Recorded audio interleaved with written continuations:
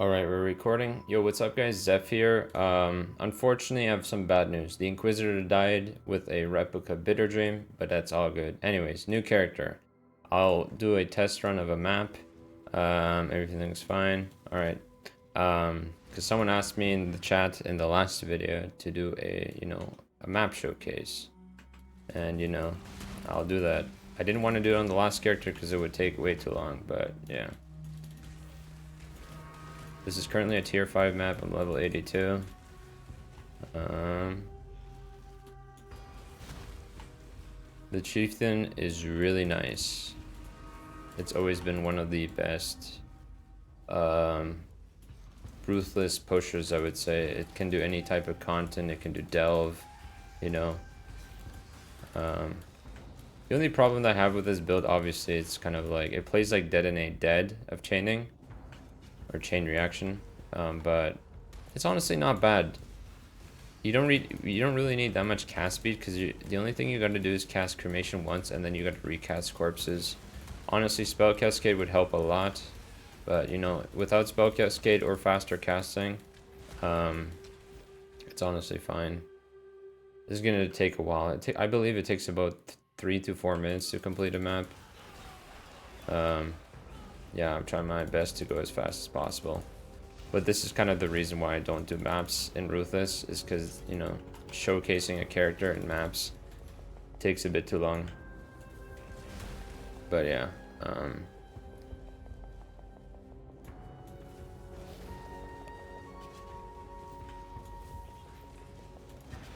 so what was my decision on going Cremation of Exhuming? I didn't really have a specific reason. I just saw there was a new type of Cremation. I wanted to test it out. Usually Cremation is you cast 3 geysers and they do hit damage, but instead of this is a lot better because so you cast 1 geyser, you're only limited to 1, but also these geysers, they explode corpses. Every projectile that comes out explodes a corpse, which means you're kind of like playing a I don't know, like kind of like DD of chain reaction, The way I could make myself faster is probably having some Blight Spore Boots, I think they're called, I believe, from Blight. They just permanently make you have 50% movement speed. They're very good. You can also anoint stuff on them.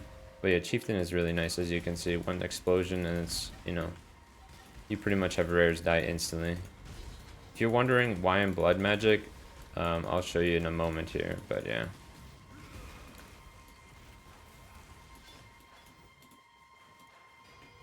Alright, let's just quickly finish this last part of the map and then let's go fight the boss. Alright, let's go fight the boss. About 3 to 4 minutes.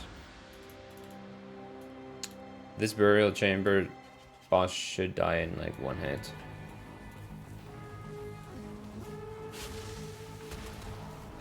If things go right here. There we go, just 1 shot, there we go.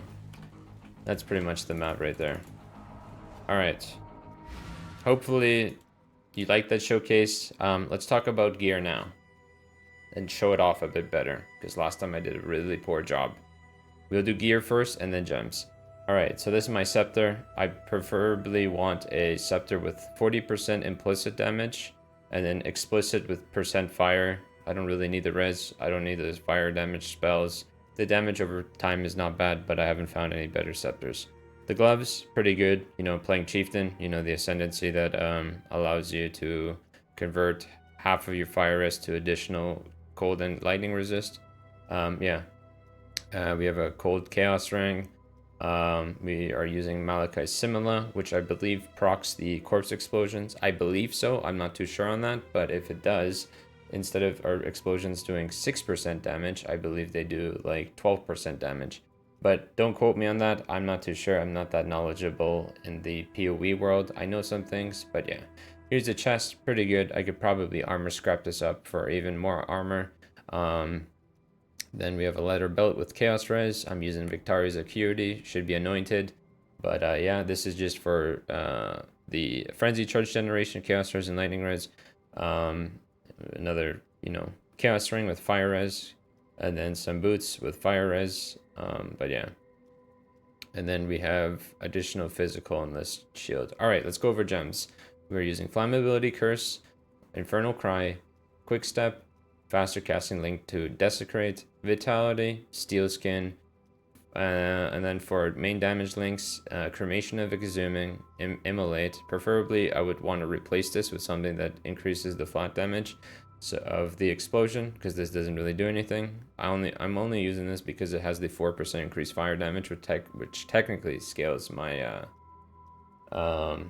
the explosion of Cremation, Combustion, which is nice for igniting, and you know, penetration damage, and then Fire Pen. I need to find a Cruelty or Life Tap. I was using Tornado of Elemental Turbulence, but I'm just leveling this up when I do Uber Lab so I can sacrifice a gem for XP. And then Enduring Cry. Alright. Hopefully I did a better job on that. Let me know in the comments down below on that. Alright. Our Ascendancies. The first Ascendancy where we went for normal lab was Hinakura Death's Fury. Just so, you know, when you don't have any damage, this has a chance to explode. You kill bosses. A boss summons minions, insta dead, pretty much. You know, if you can force an ignite on it. Then this is fire.